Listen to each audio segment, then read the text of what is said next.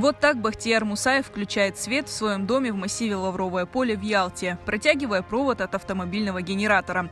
Электричества здесь нет, как нет и других элементарных условий жизни.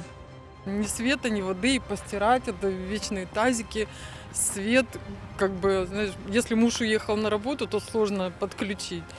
2 детей выросло, здесь младшая уже родилась здесь. Почему моя семья должна в 21 веке жить в таких условиях? Без воды элементарно, без света. Вышло постановление номер 252. Согласно этому постановлению, человек, который определился с местом жительства, построил дом до 2014 года, до референдума, узаконить эти дома. Мы вошли в реестр, у нас есть кадастровый номер на наш дом, то есть уже российский, да, то есть но постановление 252 на нас почему-то не распространяется. Лавровое поле – поляна протеста, на которой крымские татары стоят почти 20 лет. Таких, как семья Мусаевых, на Лавровом поле более 15 семей.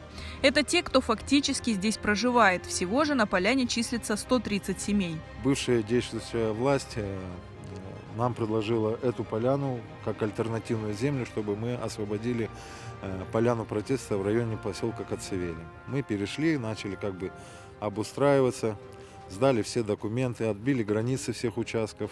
У нас есть документация, что обещали провести свет, провести воду, провести дороги. Все эти годы жители подавали необходимые документы для оформления своих участков и домов, но постоянно получали отписки. Не раз на поляне протеста происходили беспорядки, постройки сносили. Да мы с 2004 года здесь все бьемся, свои земли восстановить никак не получается. Но есть же простое решение Верховного Совета СССР, будем говорить, да? Вернуть народ, дать им возможность здесь обосноваться на этих своих родных землях. В этом доме с 2003 года я живу без каких-нибудь условий. Греюсь газовой плитой. У меня папа родился в Лучистом Демирже. Хочется вернуться на родину и жить здесь. Это наша земля, это наша родина.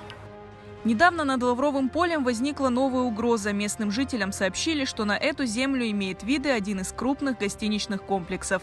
Некоторым даже предлагали освободить свои дома и участки за скромную компенсацию. Но местным жителям некуда идти. Они надеются, что власть все же обратит внимание на их массив и поможет с узакониванием земли.